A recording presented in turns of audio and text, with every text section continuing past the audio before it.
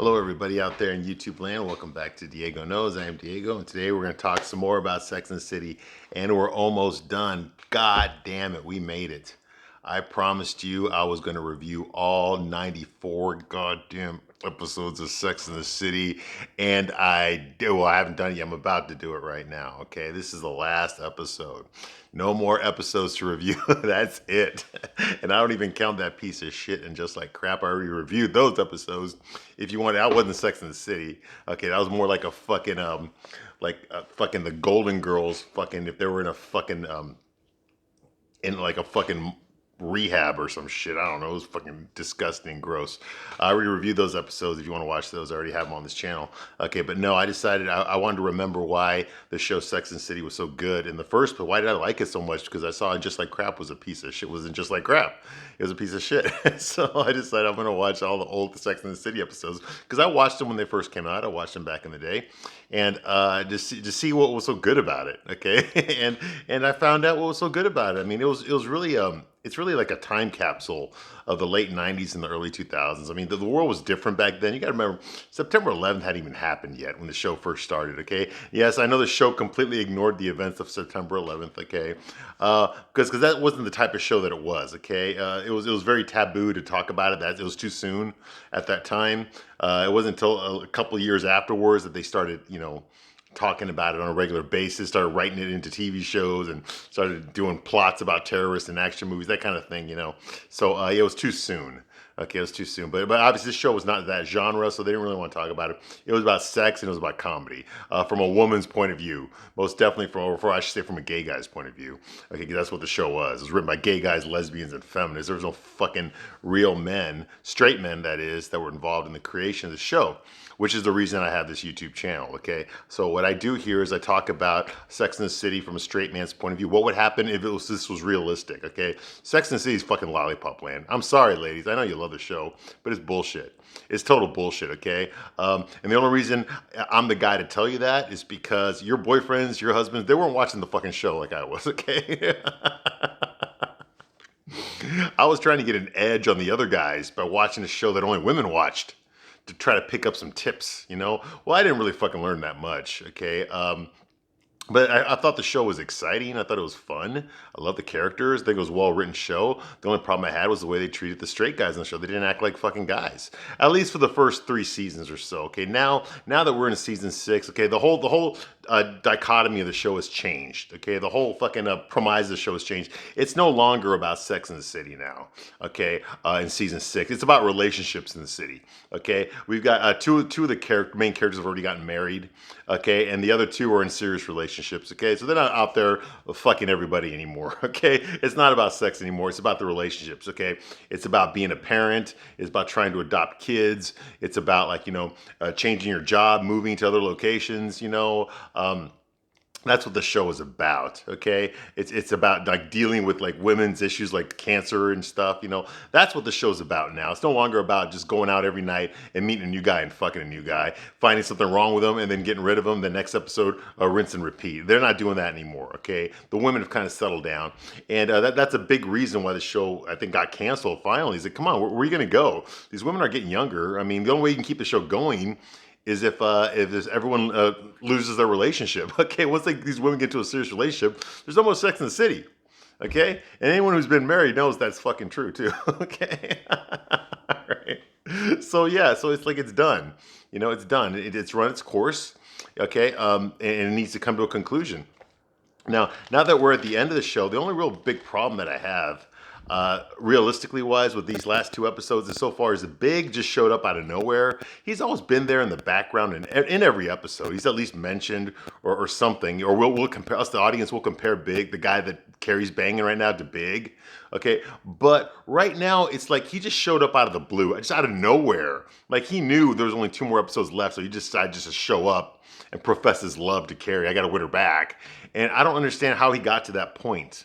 Okay, because he doesn't even live in New York anymore. He barely talks to her anymore. She doesn't return his call. She hasn't returned his calls in a long fucking time. And the last time they saw each other, he just came in to have heart surgery. Then he fucking left. They didn't get intimate. They didn't have sex. Nothing like that. So I don't understand why just out of the blue he just decided to come back into Carrie's life. Okay. and try so fucking hard to get with her again. I mean, he could have done this at any time in the past, but he didn't. Why did he pick right now? The show doesn't explain it. Okay, it doesn't explain why he just decided to show up. We know the real reason he showed up is because he's a fan favorite. Because the women, the audience, they love Big. They love that character of Big. They love seeing Carrie with Big. They want Big and Carrie to get back together, so that's why they brought him back.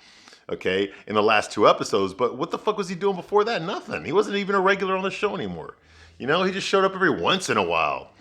In season 5, he only showed up in 1 episode. You know, so it's like, you know, this guy isn't like a regular person in her life anymore. And all of a sudden he just shows up out of the blue, boom, and wants to be a regular guy in her life again. It doesn't work that way. You know, it's just like, no.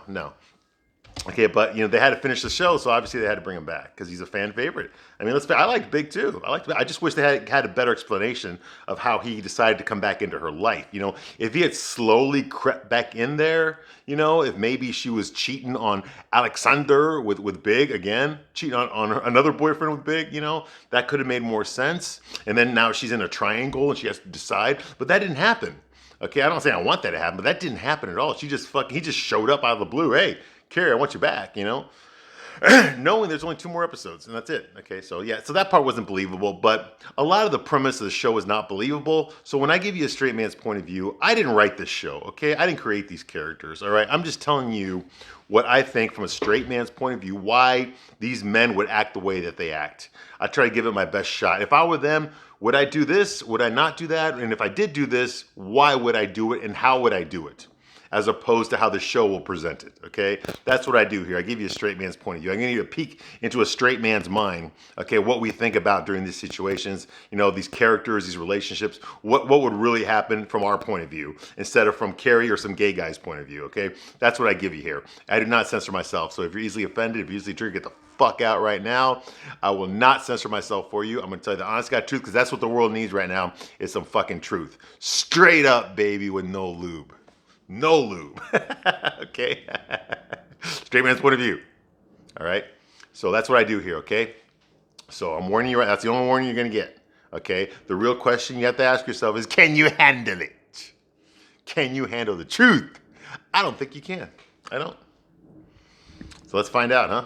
Okay, so the episode we're at here, like I said, it's the last episode, season 6, episode 20. The final episode of Sex and the City, and it will never come back. I'm sorry. The best of the show, this is the end of it, okay?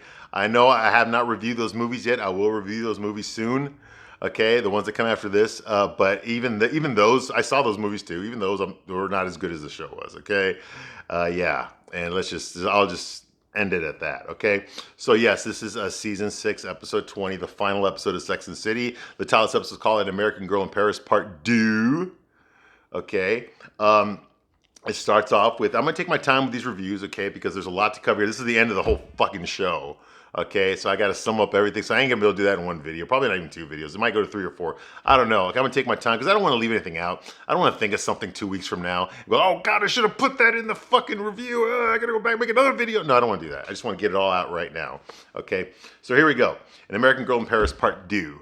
Okay, so it starts off with Carrie goes to this French restaurant, and she looks, well, she kind of looks casual, you know. She's not all made up, like doesn't have like really any makeup on. Her hair's tied up and stuff, so you know. But she goes to this fancy French restaurant, okay, to meet somebody.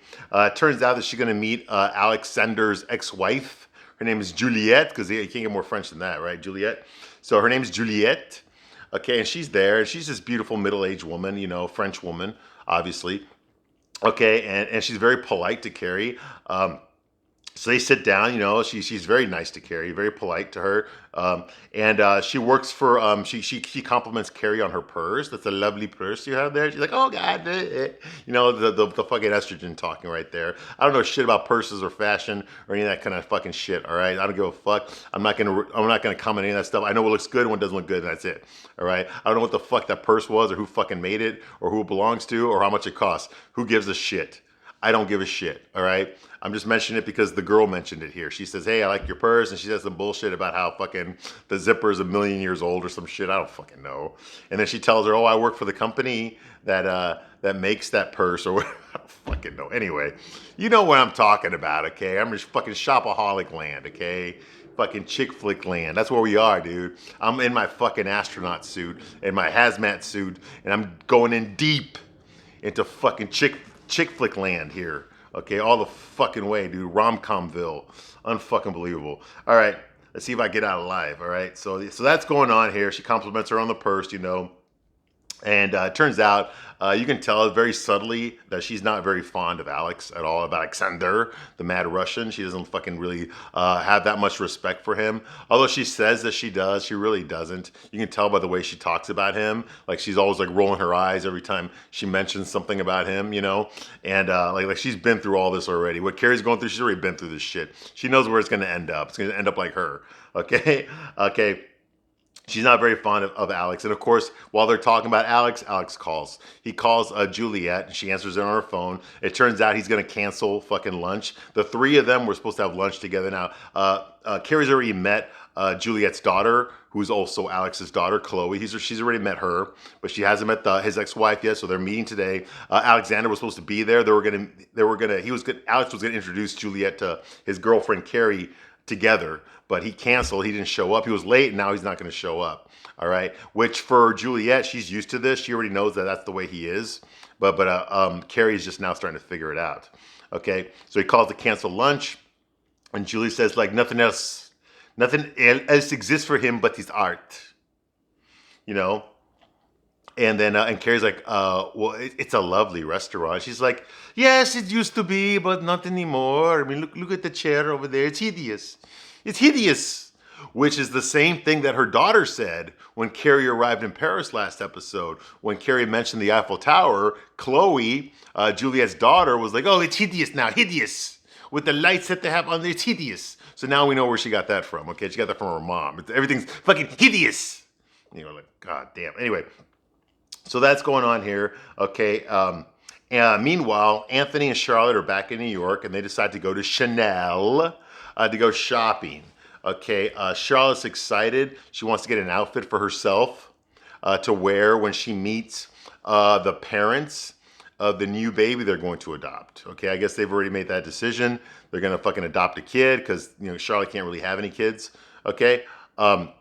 So she wants to look nice when she meets the fucking the biological parents of the kid that they're going to adopt, okay? And Anthony asks Charlotte, where are they from? He's like, oh, they're from Charlotte, North Carolina. Okay, now I've been to Charlotte, North Carolina, okay? And it's not that bad over there. It's tobacco country. You know, all of North Carolina is. You know, there's Winston, Marlboro's there, Winston-Salem, it's all there. I was stationed there when I was in the Marines. I was in Camp Lejeune, North Carolina, and I got plenty of stories to tell about that. And I'll never go back, never. But yeah, I lived in North Carolina. So yeah, I've been to Charlotte before, although Wilmington's a lot cooler than Charlotte. But anyway, they film movies in Wilmington. So anyway, yeah, so that was going on. And of course, fucking Anthony makes some little fucking redneck joke, you know. Okay, but like I said, they're at the Chanel. Okay, and Charlotte says, like, I think it's a good sign that the baby's parents are from Charlotte, North Carolina. And Anthony says, like, love it, very TV movie of the week. You know, a stylish socialite couple opens their Park Avenue home to the dumb, toothless yokels. In my movie, you'll be played by Barbara Parkins, okay? Circa Valley of the Dolls. And yeah, only a gay guy would know that, okay? And I'll be played by Colin Farrell. I love Anthony. He's fucking hilarious. They should really have done more with him. I'm sad that he was only like in 3 seasons of the show. He wasn't, or 4 seasons of the show. He wasn't in the first 2 seasons because he's a breath of fresh air. He really is. He's not a downer or an insecure guy like Stanford is. Okay, he's fucking. He knows he's the fucking. He thinks he's the shit. He also lives in a fantasy world, but at least he fucking speaks his mind. He's basically doing my YouTube channel only from a gay guy's point of view. All right. He's very blunt. He doesn't give a shit whose feelings he hurts. He just tells you what he thinks, and that's that, you know? Okay? And Charlotte's like, come on, Anthony, do you really think you look like Colin Farrell? Because Colin Farrell was hot shit back then. This is 2004, okay? He wasn't the Penguin back then. He was fucking Bullseye from Daredevil, the Ben Affleck movie. He was fucking Alexander. Phone booth. What was the other one? SWAT. Okay, sorry. All right, yeah. So Minority Report. Okay, so anyway, yeah. So she said, "You really think you look like Colin Farrell, Anthony?" He's like, "It's my movie." So that's kind of funny. And Anthony says, like, in your movie, how big is my part, Charlotte? Big or supporting? I'll still be in your life, right? Because people once they have the babies, and Charlotte's like, oh, stop it. You will always be in my life, Colin Farrell. I hope nothing goes wrong. Anthony says, like, well, if it does, I know some gay guys that got like a Guatemalan kid for like $100.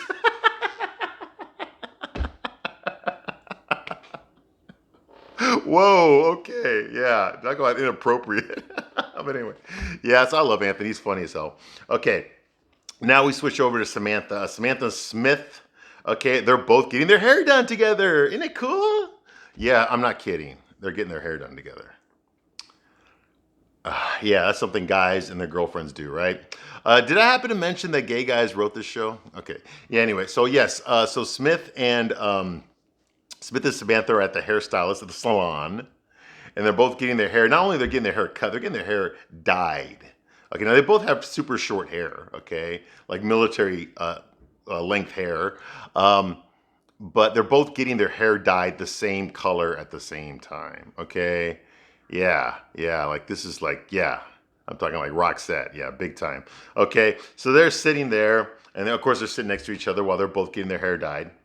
Okay, and of course Samantha has the fucking Annie Hesh look. That was Ellen DeGeneres' girlfriend or boyfriend, whatever the fuck. Okay, her lover back in the day, and then of course she dumped Ellen for a guy. Go figure, yeah. And then once that happened, she got blacklisted from Hollywood. You see, you can be straight and turn gay, that's okay. But if you're gay and turn straight, get the fuck out of Tinseltown. You are no longer allowed. Okay, no more acting roles for you. Okay, and how dare you offend, the Queen Lesbo herself, the fucking godfather of the fucking Pink Mafia herself, Ellen DeGeneres. Yeah, no, you can't do that, okay? But there will be a reckoning, yes, and Ellen has had to reckon with a lot recently, hasn't she? Yeah, okay, but anyway.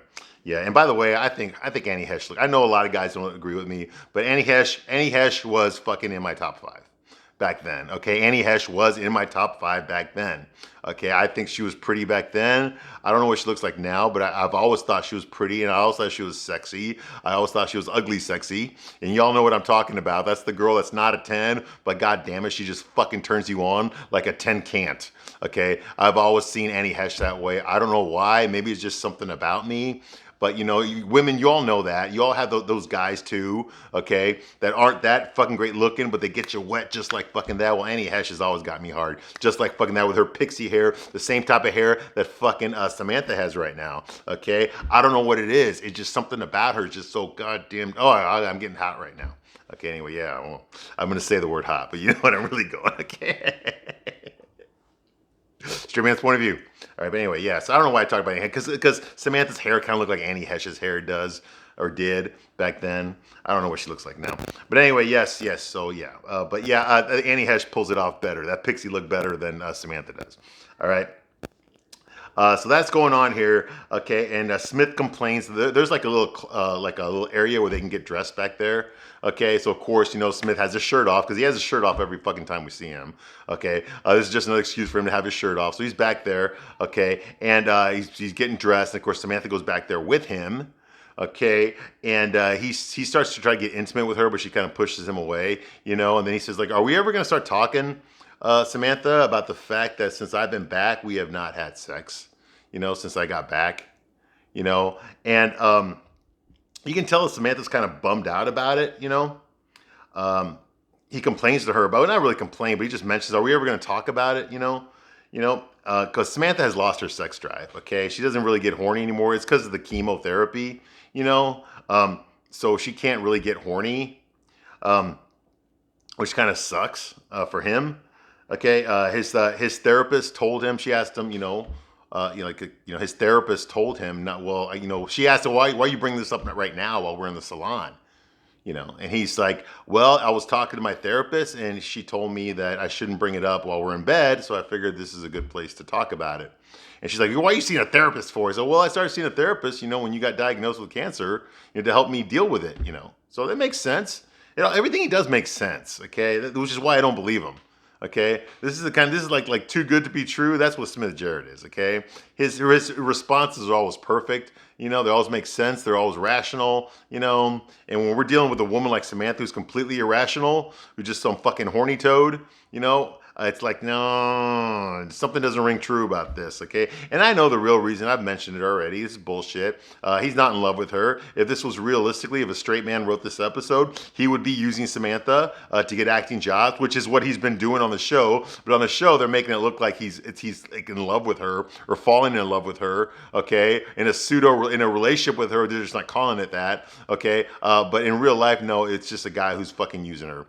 He's a sugar baby. That's his sugar mama. Okay, he was getting him acting jobs to represent him for free. She is a publicist after all. She opened a lot of doors for his career that he never would have had if he had not met her, if he had not been boning her, honestly.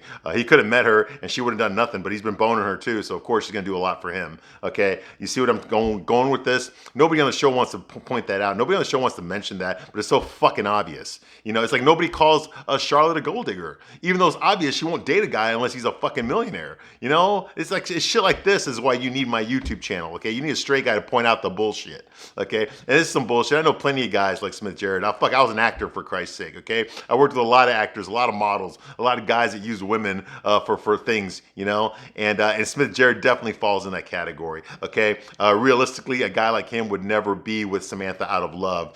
She would be a stepping stone on the ladder of his career. That's exactly on the ladder of his success, okay?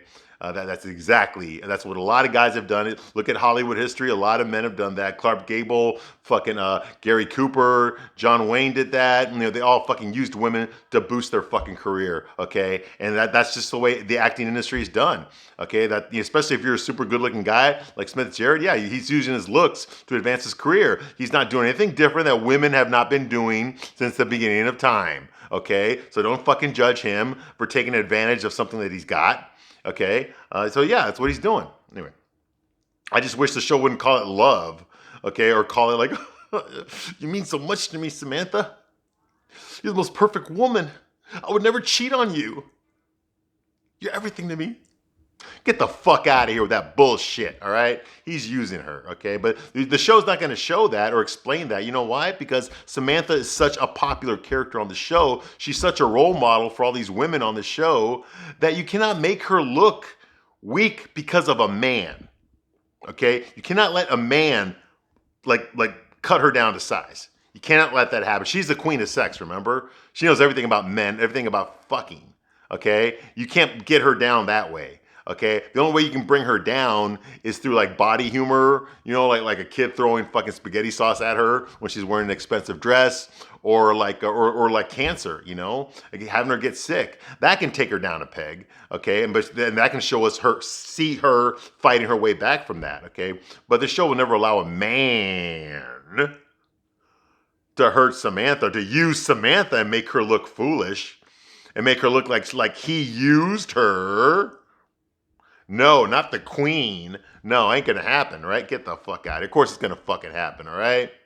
When you think you're fucking secure, when you think it's fucking safe, okay? That's when the fucking floor slips out from under you, okay? So no, it could definitely happen to her. She could definitely be a victim of getting used. The fact that she thinks so highly of herself is the perfect mark for a fucking manipulator to take advantage of her, okay? Because you don't think it can happen to her.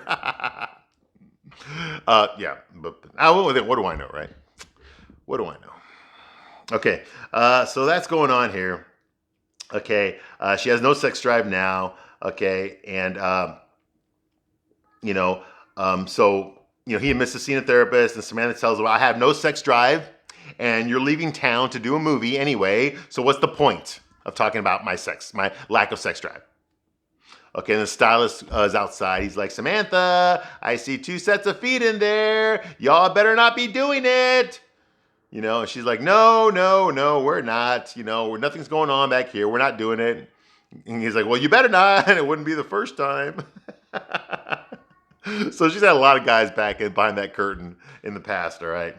Okay, so that happens. Next scene is Carrie and Juliet, like Alexander's ex-wife.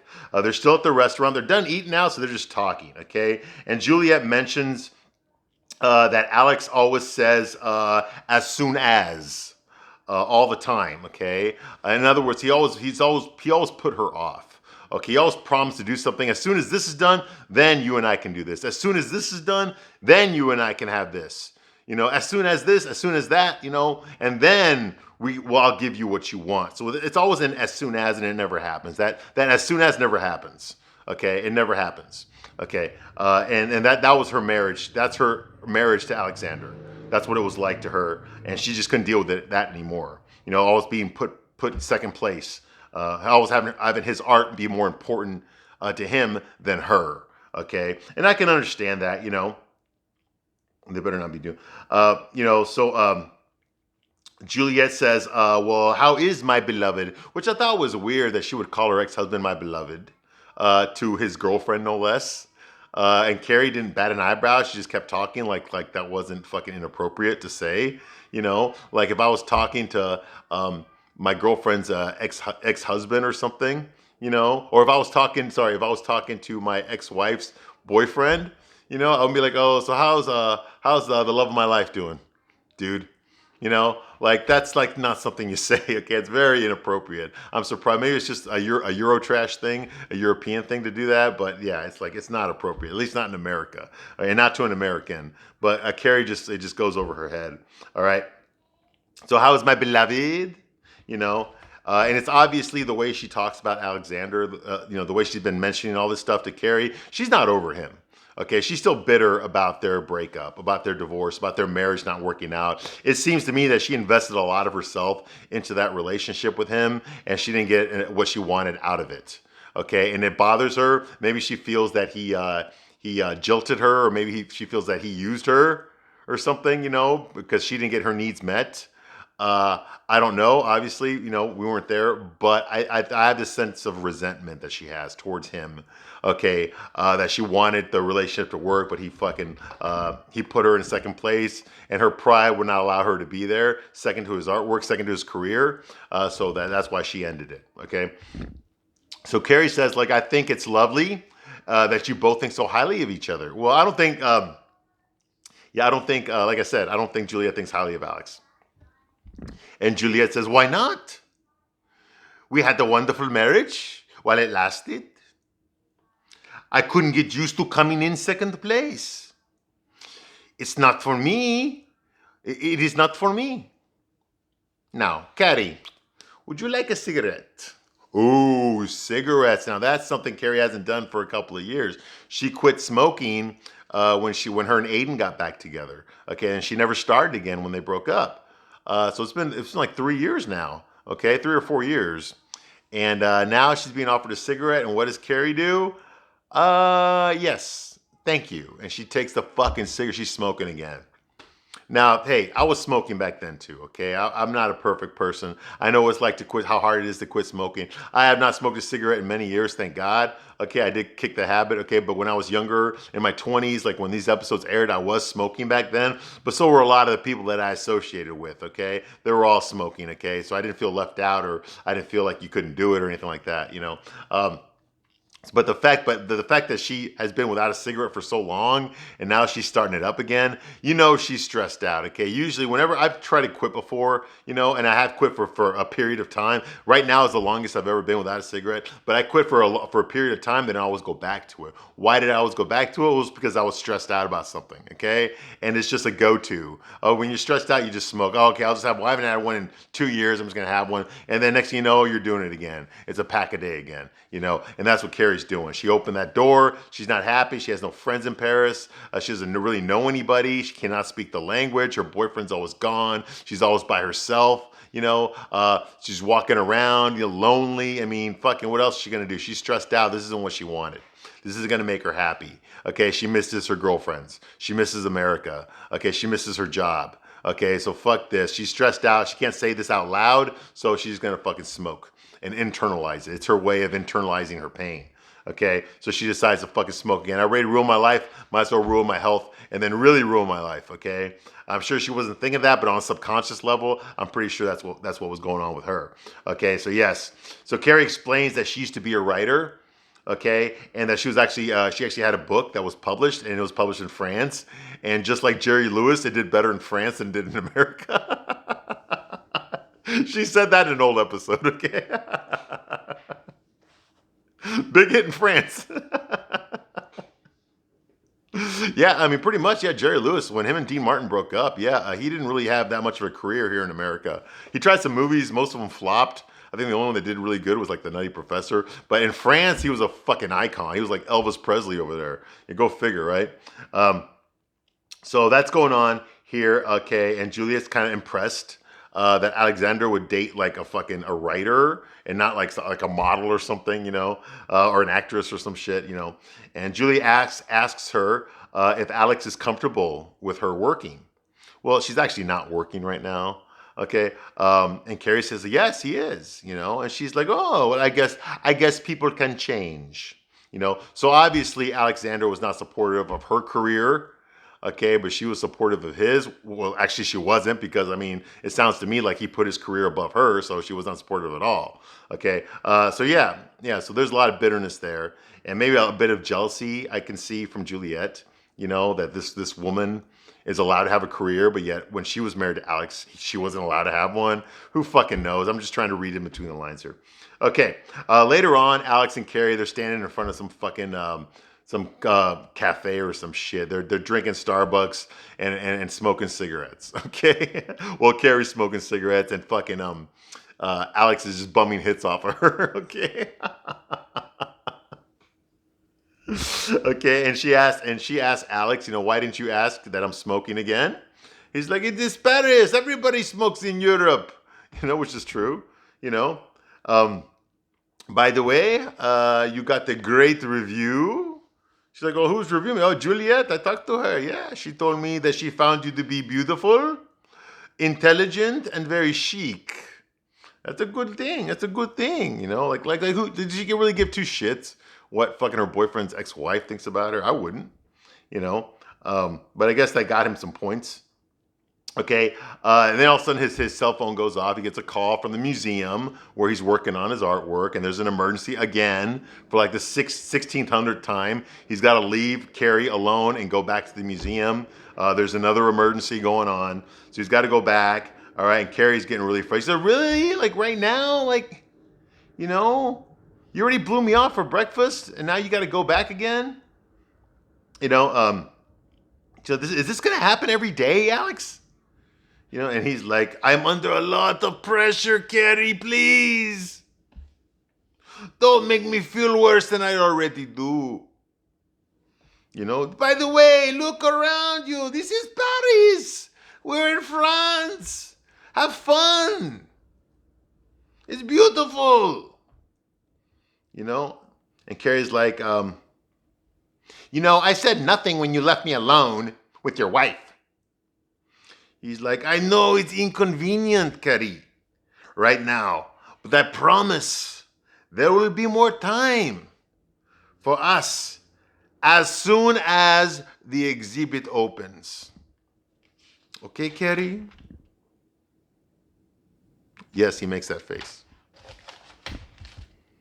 It's Paris, it's beautiful. Go have fun. And she's like, by the way, I like the smoking, the very sexy. Then he gets in a car and leaves, and she's like, it's killing me. So meanwhile, Carrie decides to go along. There's a big montage of her hanging out in Paris. She goes to a restaurant along the river, and she sits there and she's eating croissants and smoking cigarettes, right? Yeah, right there on a bench next to the river. Okay, just like Miranda told her that's what she was going to end up doing when she gets there. She ain't going to do anything else but eat croissants, and that's what's happening. Okay, and she's smoking. At least she's not talking, because this show's really big about the women, with their mouth full. But thank God she's not talking to anybody. She's just eating, okay? And we have to watch her eat, of course. Okay.